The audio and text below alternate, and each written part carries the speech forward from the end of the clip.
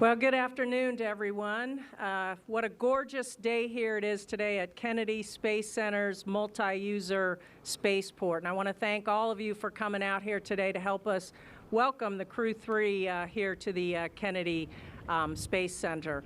You know, the teams have put in a lot of long hours and a lot of hard work to get to this point, both NASA and SpaceX, and we're super excited to have you guys here and really looking forward to the upcoming launch this weekend.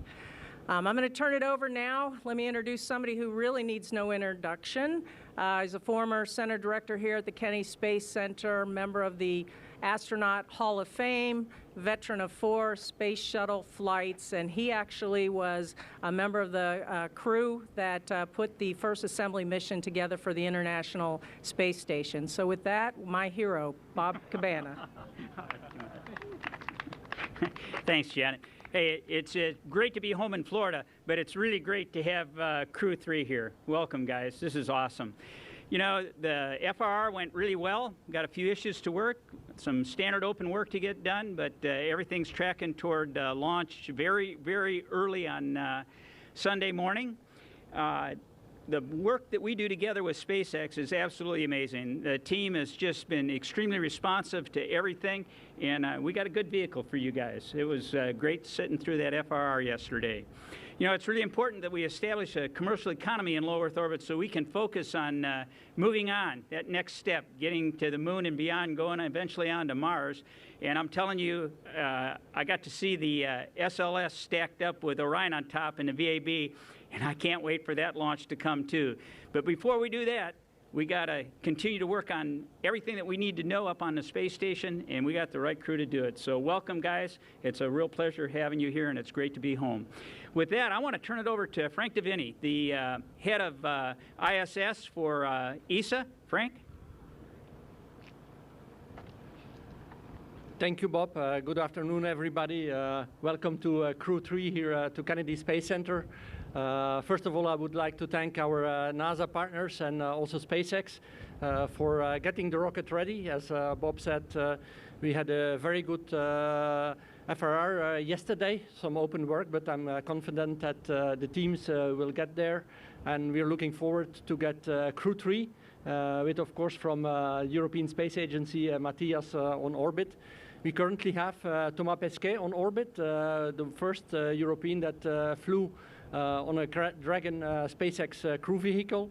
And after Matthias, we will also have Samantha flying to orbit. So it's kind of a first for the European Space Agency to have 3 astronauts in a row and be permanently on the space station. And as we also mentioned yesterday at the FRR, this is kind of the golden age with the capabilities that USCV is giving us to have 4 USOS astronauts on orbit, plenty of crew time, plenty of science that we can do. And we also had the MLM that was launched just a couple of months ago, 3-4 months ago, I would say, with the European robotic arm. So that's also a highlight that Matthias will work on the European robotic arm, a new piece of technology that is flying from the ESA side out to the International Space Station. So again, very happy to be here, and congratulations, guys, and looking forward to a successful launch on Sunday.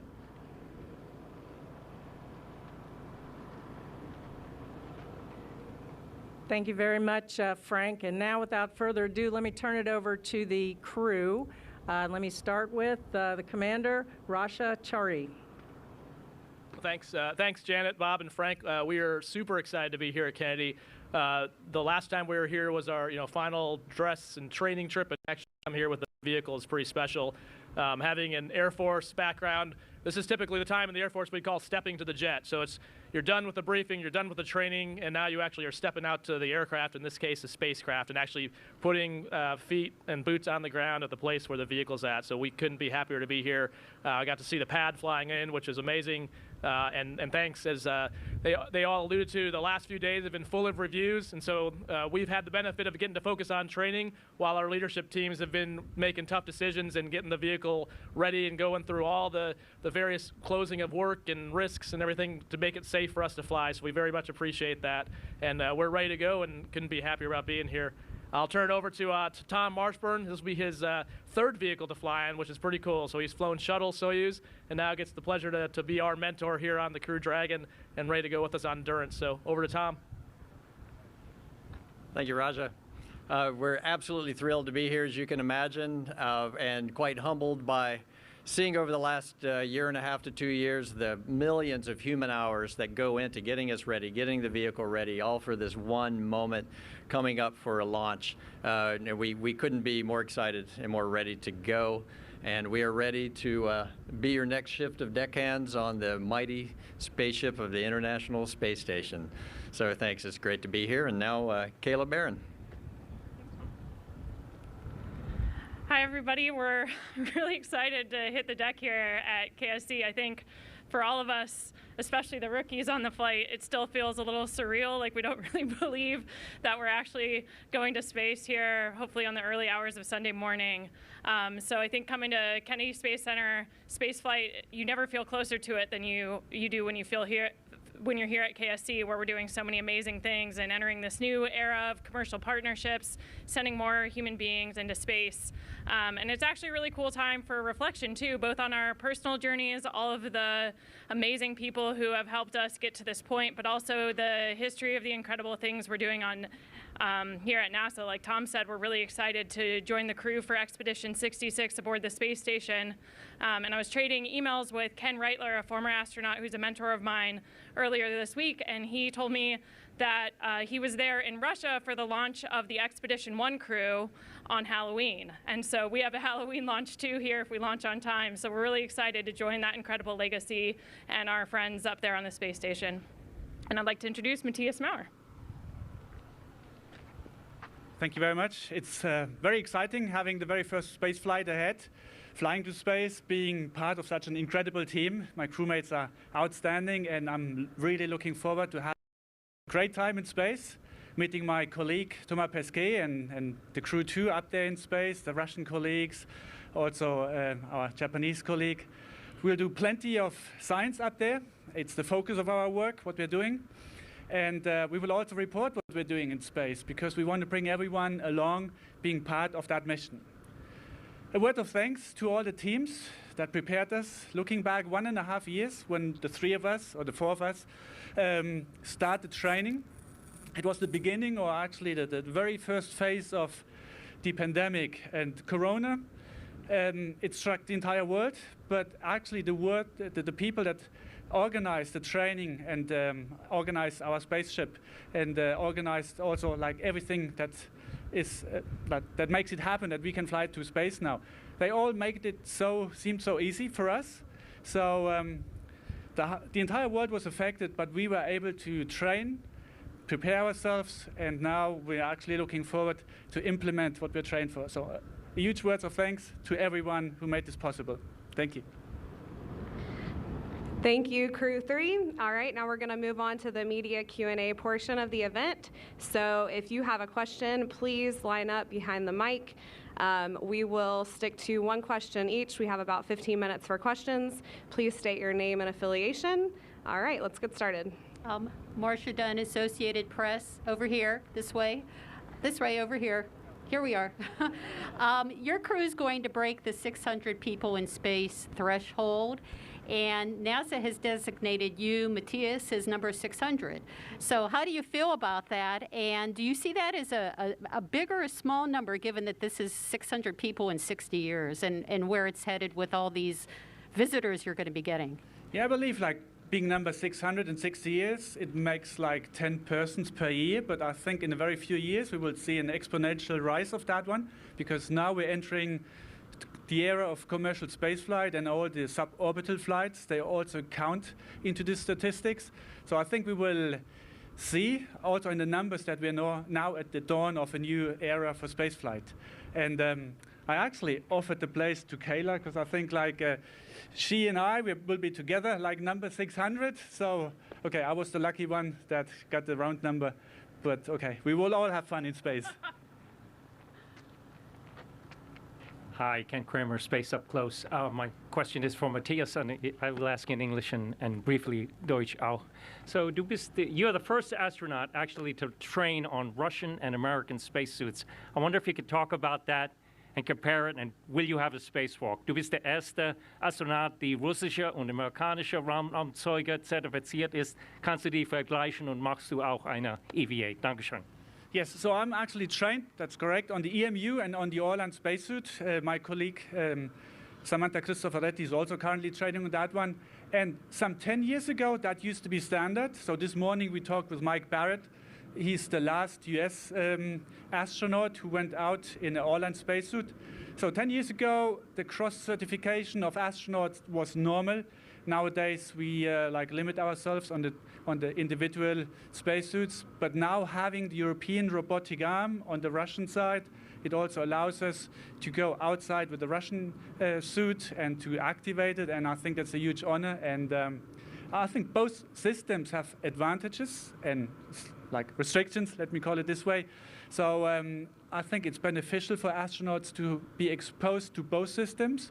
And in the future, to walk on the moon, we definitely need a new generation of suits because these suits are made for microgravity. They are not made for walking on the surface or climbing down the steep slopes, going down to the craters where we need to find the ice water on the moon. So there's a huge step forward. These suits are incredibly powerful to allow us to do the work in zero gravity.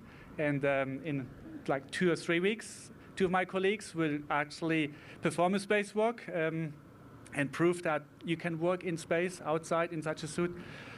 But exploration requires an advanced technology, and I think we need to improve like all suits that we have. Do you also want to have a short answer in German? Okay, so es ist korrekt, dass ich in beiden Anzügen ausgebildet wurde. Beide Anzüge sind super toll, in beiden kann man draußen arbeiten. Beide Anzüge haben Vor- und Nachteile. Und ich bin total begeistert, dass ich vielleicht die Möglichkeit habe, in einem russischen Anzug auszusteigen. Ich hoffe auch noch ein bisschen darauf, dass ich auch den amerikanischen Anzug testen darf, weil beides ist wirklich sehr bereichernd. Danke. Dankeschön. Chris Gebhardt with NASA Spaceflight. For each of you, wondering real quick, can you tell us what science investigation you're most excited about participating in and why while you're up there? Thank you. I think for me, kind of to build off Matthias's answer about spacesuits, I'm really excited about all the things we're doing to inform future exploration missions to the moon and hopefully eventually to Mars. So we're doing a lot of work on our life support equipment, trying to understand how to make it more reliable, make the maintenance easier. We're starting to think about things like when we can't fly new parts up, when things break or new equipment, could we 3D print new things to replace parts when things break? And we're just testing a lot of new sensor technology to help facilitate future life support systems on the moon. So we're doing a ton of stuff like that, including medical research on our own bodies to understand the effect of living in space in a radiation environment, in microgravity or reduced gravity, to figure out what countermeasures we need to stay healthy on those long-duration missions even further from home. So I think that's the stuff that excites me most because I'm really excited about the next phase of things we're doing in the Artemis program. And the space station is an excellent platform to help us get ready for those missions.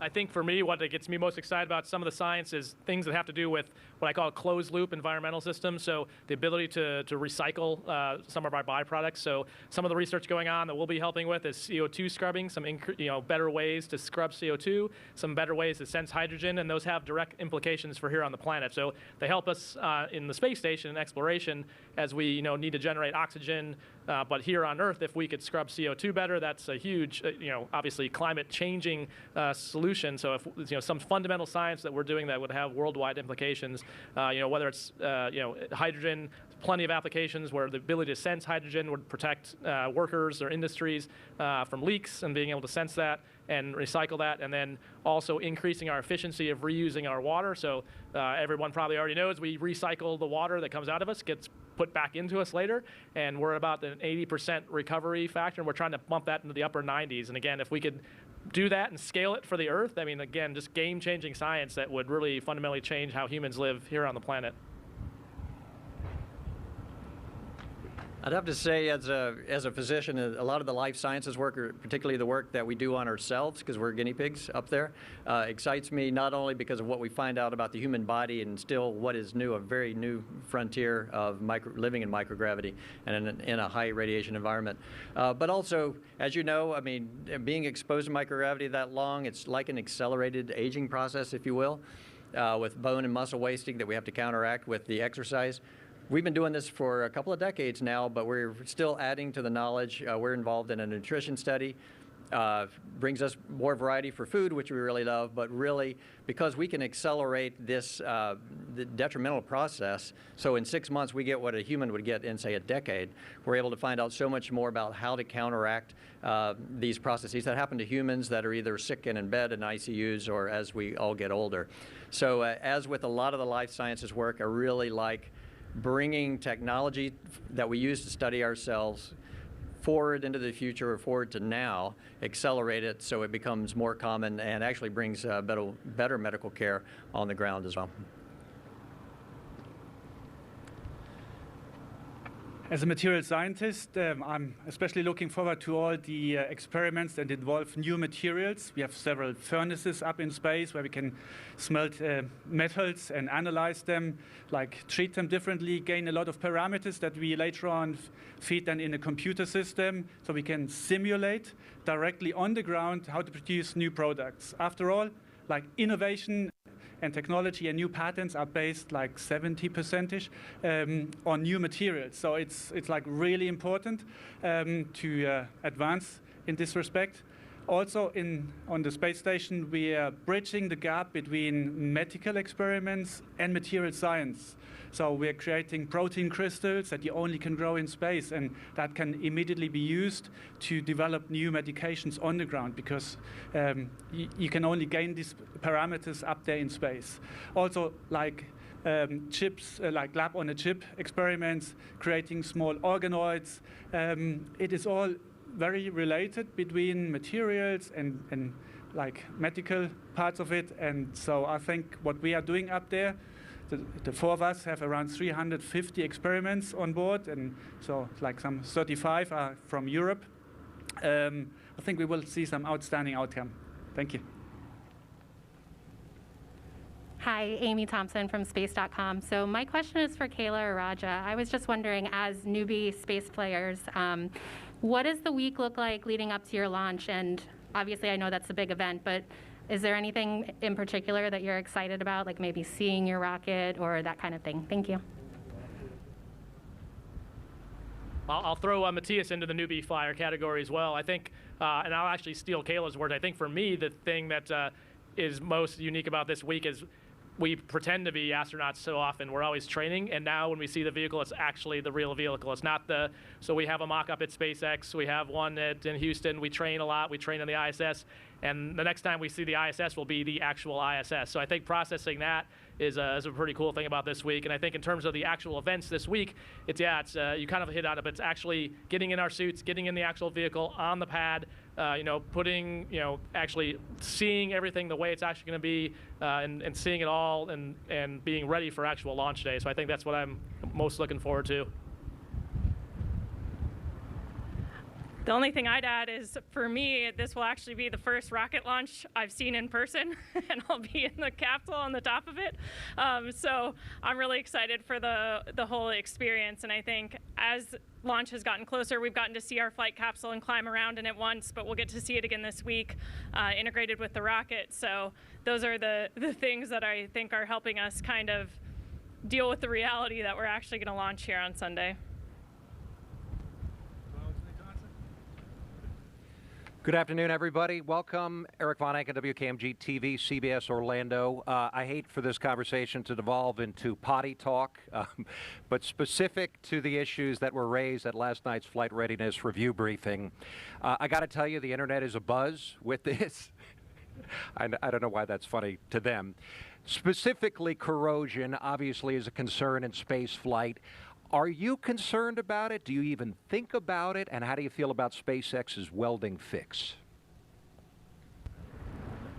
So I would say we're very confident in NASA and SpaceX's conclusions, and they've done an amazing job testing. We talked about it actually when we kicked off the flight readiness review yesterday, that one of the really cool things about this private and public partnership between government agencies and these commercial industries is we're benefiting from things they see in other space flights. So whether it's cargo Dragon flights, the Inspiration 4 flights, more data is always goodness, and the safer we can make space flight, the better.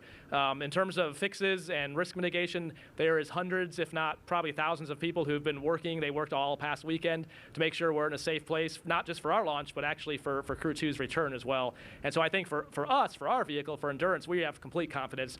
We've got some mitigations in place. We understand the system. I think we had some learning, and SpaceX, as they have in the past, has been amazingly quick and reactive. When they find something, they immediately come up with a fix and move out on implementation. So they've been a great partner to NASA throughout the Commercial Crew program, and they continue to be. And I think we have full confidence in Endurance and know that Endeavour is going to bring Crew 2 home safely as well. Susanne Freitag, ZDF, German Television. Eine Frage an Matthias. Wir haben gehört, dass Blue Origin eine eigene Raumstation aufbauen will. Ist das Konkurrenz? Ist das gut? Wie stehen Sie dazu?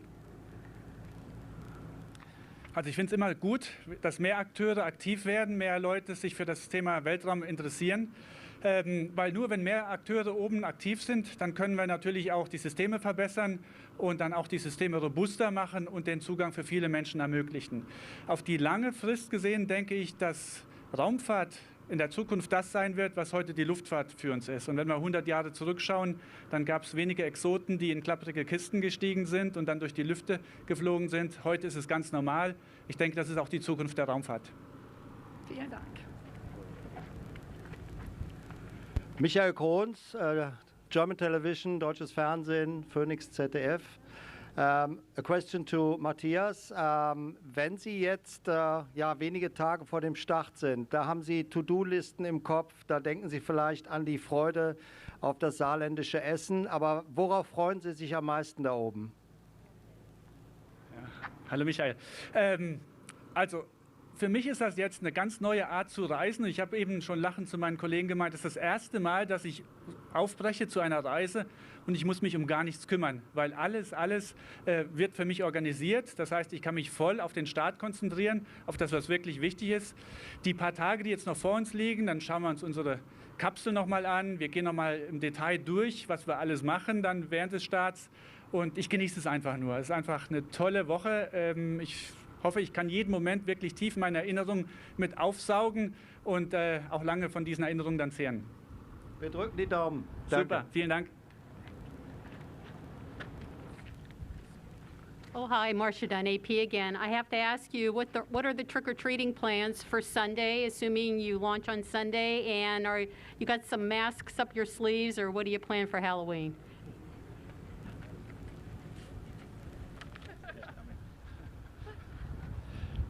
Mark Vandehei provided us with some costumes we might pull out maybe here in the next few days. When we arrive at the space station, we'll be knocking on the door and we'll see if they're going to let us in or not. So on station itself, I don't know that we have anything in particular planned, but we'll see. Thank you. Yeah.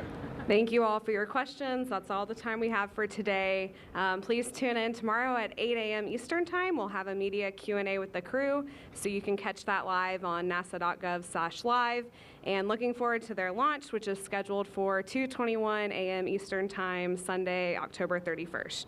Now I'm going to turn it back over to Janet Petro to close out the show. Crew, stay put for a photo op.